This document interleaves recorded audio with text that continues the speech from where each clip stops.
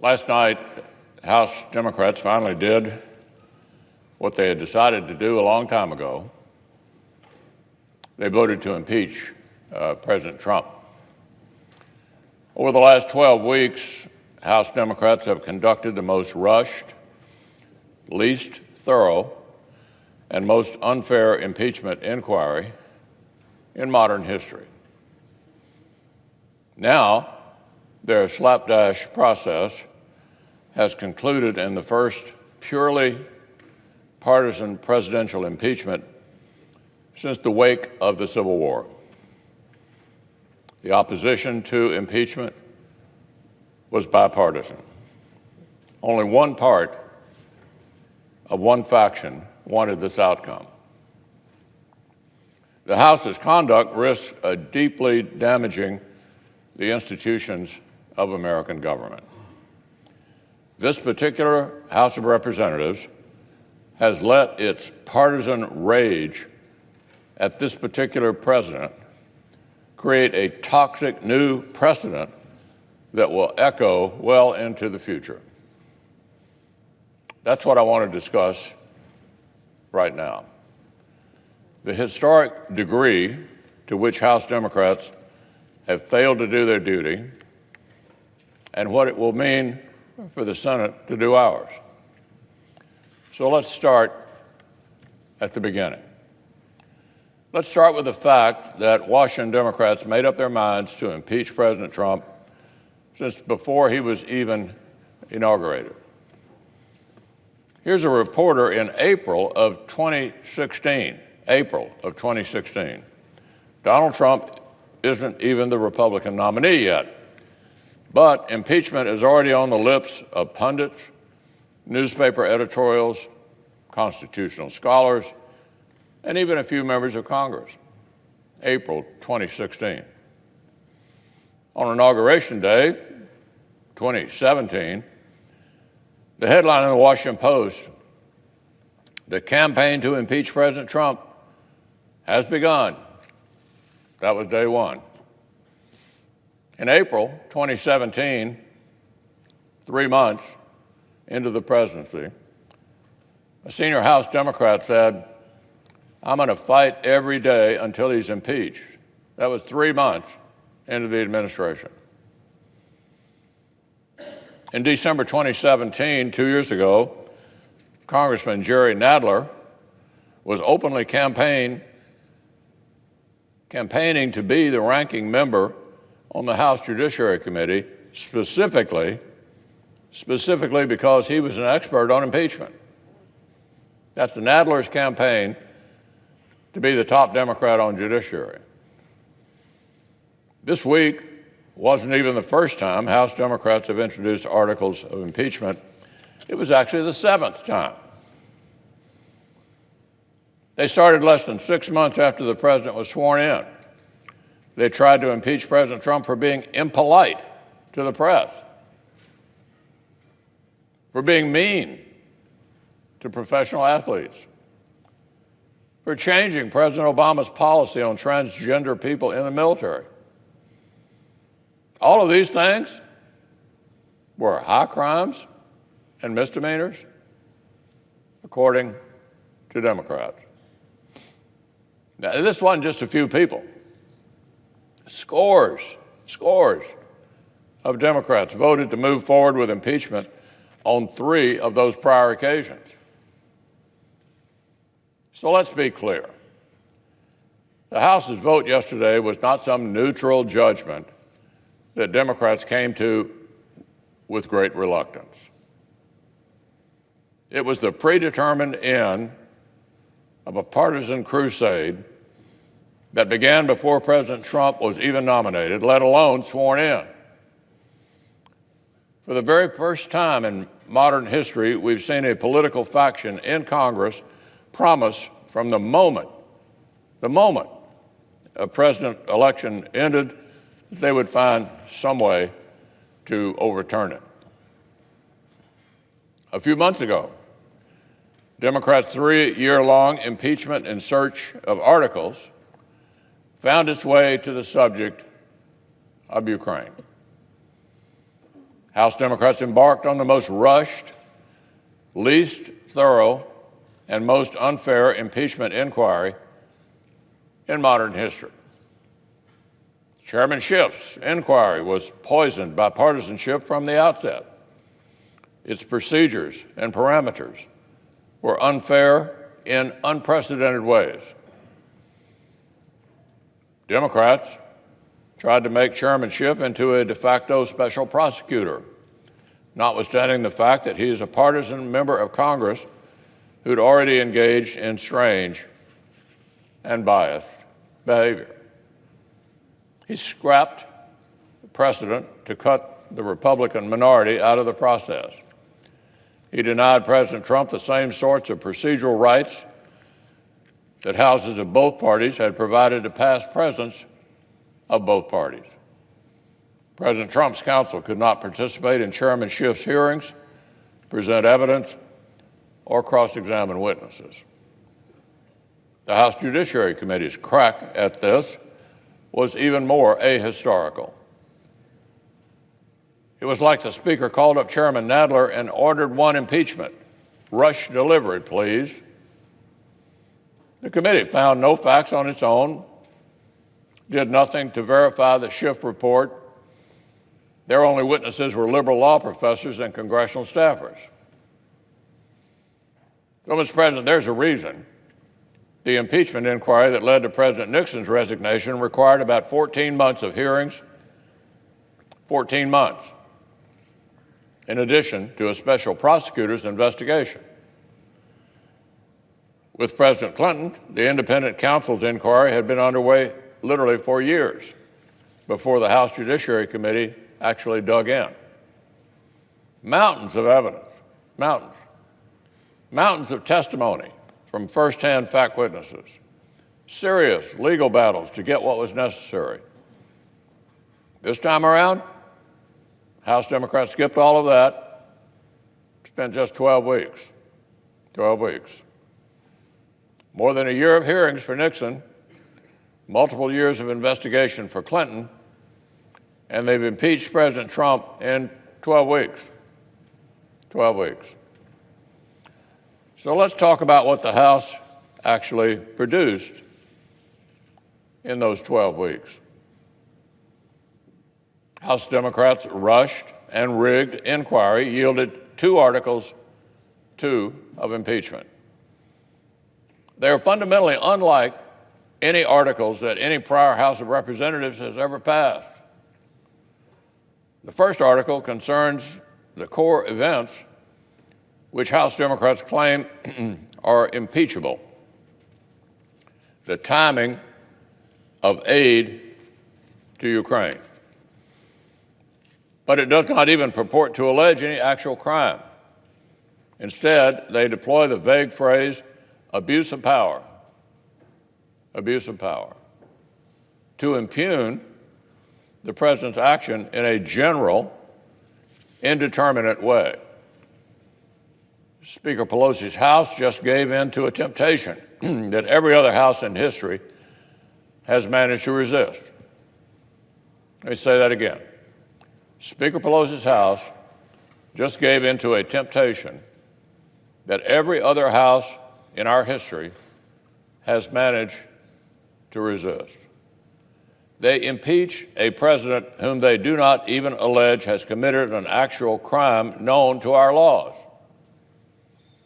They've impeached simply because they disagree with a presidential act and question the motive behind it. So let's look at history. Andrew Johnson impeachment involved around a clear violation of a criminal statute, albeit an unconstitutional statute. Nixon had obstruction of justice, a felony under our laws. Clinton had perjury, also a felony. Now, the Constitution does not say the House can impeach only those presidents who violate a law, but history matters. History matters, and precedent matters. And there were important reasons why every previous House of Representatives in American history restrained itself restrained itself from crossing this Rubicon. The framers of our Constitution very specifically discussed this issue, whether the House should be able to impeach presidents just for, quote, maladministration. Just for maladministration. In other words, because the House simply thought the president had bad judgment or was doing a bad job. They talked about all this when they wrote the Constitution. The written records of our founders' debates show they specifically rejected this. They realized it would create a total dysfunction to set the bar for impeachment that low. That low. James Madison himself explained that allowing impeachment on that basis would mean the president serves at the pleasure of the Congress instead of the pleasure of the American people. It would make the president a creature of Congress, not the head of a separate and equal branch. So there were powerful reasons, Mr. President, why Congress after Congress for 230 years, required presidential impeachment to revolve around clear, recognizable crimes, even though that was not a strict limitation. Powerful reasons why for 230 years, no House opened the Pandora's box of subjective political impeachments. That 230-year tradition died last night. Now, Mr. President, House Democrats have tried to say they had to impeach President Trump on this historically thin and subjective basis because the White House challenged their request for more witnesses. And that brings us to the second article of impeachment. The House titled this one, Obstruction of Congress. What it really does is impeach the president for asserting presidential privilege. The concept of executive privilege is another 2-century-old constitutional tradition. Presidents starting with George Washington have invoked it. Federal courts have repeatedly affirmed it is a legitimate constitutional power. House Democrats requested extraordinary amounts of sensitive information from President Trump's White House, exactly the kinds of things over which presidents of both parties have asserted privilege in the past. Predictably and appropriately, President Trump did not simply roll over. He defended the constitutional authority of his office. No surprise there. It's not a constitutional crisis for a House to want more information than a president wants to give up. That's not a constitutional crisis. It's a routine occurrence. The separation of powers is messy by design. Here's what should have happened. Here's what should have happened. Either the president and Congress negotiate a settlement, or the third branch of government, the judiciary, addresses the dispute between the other two. The Nixon impeachment featured disagreements over presidential privilege. So they went to court. The Clinton impeachment featured disagreements over presidential privilege. So they went to the courts. This takes time. It's inconvenient. That's actually the point. Due process is not meant to maximize the convenience of the prosecutor. It's meant to protect the accused. But this time was different. Remember, 14 months of hearings for Richard Nixon, years of investigation for Bill Clinton, 12 weeks for Donald Trump. Democrats didn't have to rush this, but they chose to stick to their political timetable at the expense of pursuing more evidence through proper legal channels. Nobody made Chairman Schiff do this. He chose to. The Tuesday before last on live television, Adam Schiff explained to the entire country that if House Democrats had let the justice system follow its normal course, they might not have gotten to impeach the president in time for the election. My goodness. In Nixon, the courts were allowed to do their work. In Clinton, the courts were allowed to do their work. Only these House Democrats decided due process is too much work. They'd rather impeach with no proof. Well, Mr. President, they tried to cover for their own partisan impatience by pretending that the routine occurrence of a president exerting constitutional privilege is itself a second impeachable offense. The following is something that Adam Schiff literally said in early October. Here's what he said.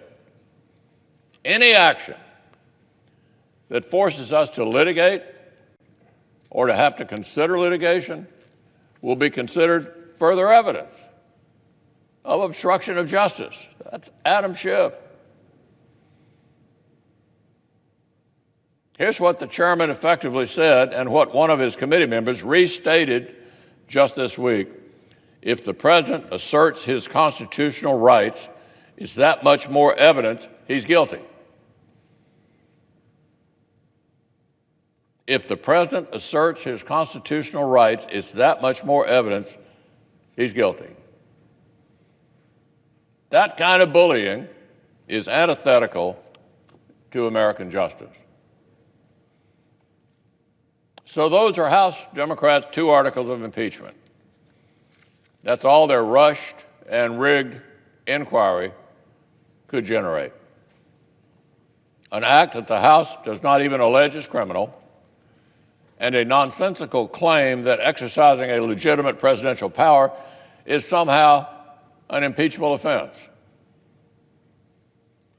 Mr. President, this is by far the thinnest basis for any House-passed presidential impeachment in American history. The thinnest and the weakest, and nothing else even comes close. And candidly, I don't think I'm the only person around here who realizes that. Even before the House voted yesterday, Democrats had already started to signal uneasiness with its end product.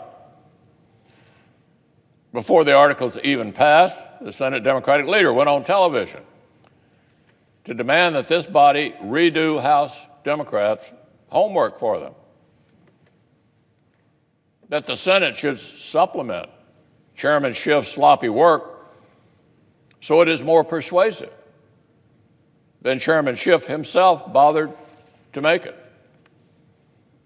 Of course, every such demand simply confirms that House Democrats have rushed forward with a case that is much too weak. Back in June, Speaker Pelosi promised the House would build an ironclad case.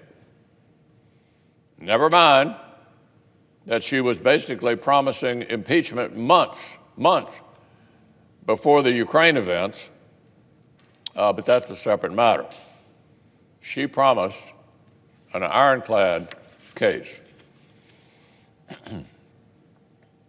And in March, Speaker Pelosi said this: impeachment is so divisive to the country that unless there is something so compelling and overwhelming and bipartisan, I don't think we should go down that path because it divides the country.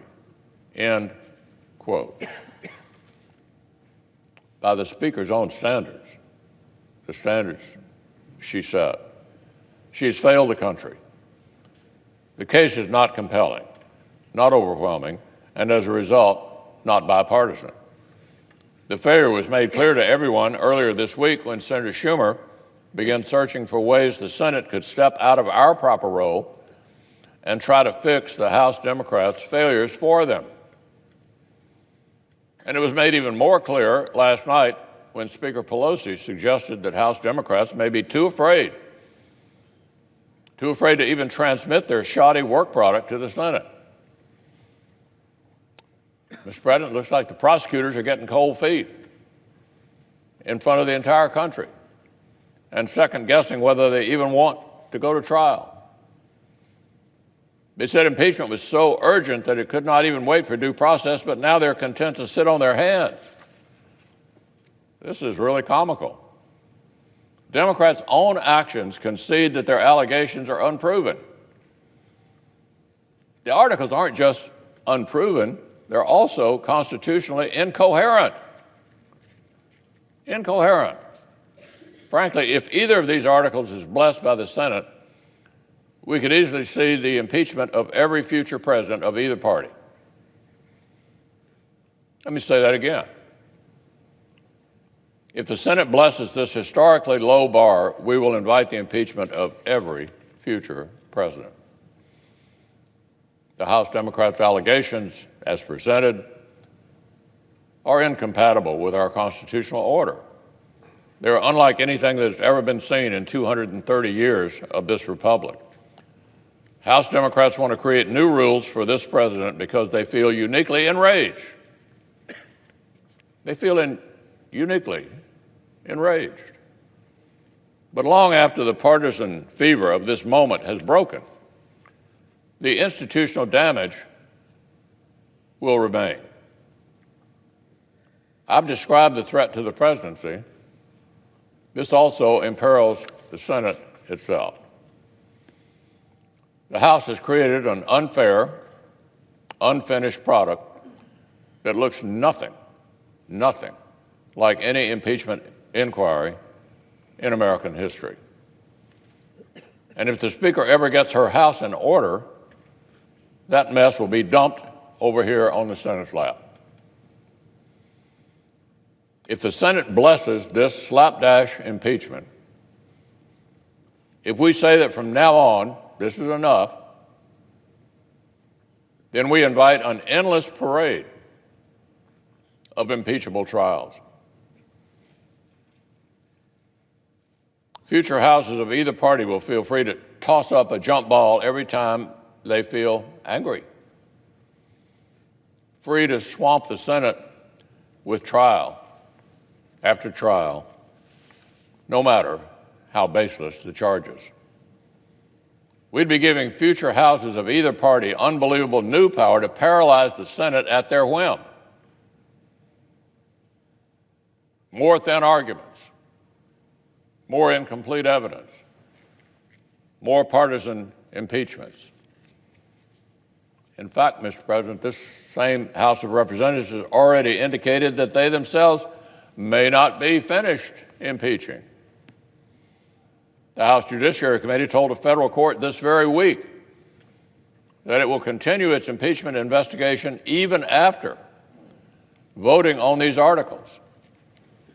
And multiple Democratic members have already called publicly for more. If the Senate blesses this, if the nation accepts this, presidential impeachments may cease being a once-in-a-generation event and become a constant part of the political background noise. This extraordinary tool of last resort may become just another part of the arms race of polarization. Real statesmen would have recognized, no matter their view of this president, that trying to remove him on this thin and partisan basis could unsettle the foundations of our republic. Real statesmen would have recognized, no matter how much partisan animosity might be coursing through their veins, that cheapening the impeachment process was not the answer. Historians will regard this as a great irony of our era, that so many who profess such concern for our norms and traditions themselves proved willing to trample our constitutional order to get their way. It is long past time for Washington to get a little perspective. President Trump is not the first president with a populist streak, not the first to make entrenched elites uncomfortable. He's certainly not the first president to speak bluntly, to mistrust the administrative state, or to rankle unelected bureaucrats. And heaven knows he's not the first president to assert the constitutional privileges of his office rather than roll over when Congress demands unlimited, sensitive information. None of these things, none of them, is unprecedented. I'll tell you what would be unprecedented. It will be an unprecedented constitutional crisis if the Senate literally hands the House of Representatives a new partisan vote of no confidence that the founders intentionally withheld, destroying the independence of the presidency. It will be unprecedented if we agree that any future House that dislikes any future president can rush through an unfair inquiry, skip the legal system, and paralyze the Senate with a trial. The House could do that at will under this precedent. It will be unprecedented if the Senate says second-hand and third-hand testimony from unelected civil service servants is enough to overturn the people's vote. It will be an unprecedented constitutional crisis if the Senate agrees to set the bar this low forever. It is clear what this moment requires. It requires the Senate to fulfill our founding purpose. The framers built the Senate to provide stability, to take the long view of our republic, to safeguard institutions from the momentary hysteria that sometimes consumes our politics, to keep partisan passions from literally boiling over. The Senate exists for moments like this. That's why this body has the ultimate say in impeachments. The framers knew the House would be too vulnerable to transient passions and violent factionalism. They needed a body that would consider legal questions about what has been proven and political questions about what the common good of our nation requires. Hamilton said explicitly in Federalist 65 that impeachment involves not just legal questions, but inherently political judgments about what outcome best serves the nation. The House can't do both. The courts can't do both. This is as grave an assignment as the Constitution gives to any branch of government, and the framers knew only the Senate could handle it. Well, the moment the framers feared has arrived. A political faction in the lower chamber have succumbed to partisan rage. A political faction in the House of Representatives has succumbed to a partisan rage. They have fulfilled Hamilton's philosophy that impeachment will, quote, connect itself with the pre-existing factions, enlist all their animosities, and there will always be the greatest danger that the decision will be regulated more by the comparative strength of parties than by the real demonstrations of innocence or guilt. Alexander Hamilton. That's what happened in the House last night. The vote did not reflect what had been proven. It only reflects how they feel about the president. The Senate must put this right. We must rise to the occasion. There's only one outcome that is suited to the paucity of evidence the failed inquiry, the slapdash case, only one outcome suited to the fact that the accusations themselves are constitutionally incoherent. Constitutionally incoherent. Only one outcome will preserve core precedents rather than smash them into bits in a fit of partisan rage because one party still cannot accept the American people's choice in 2016.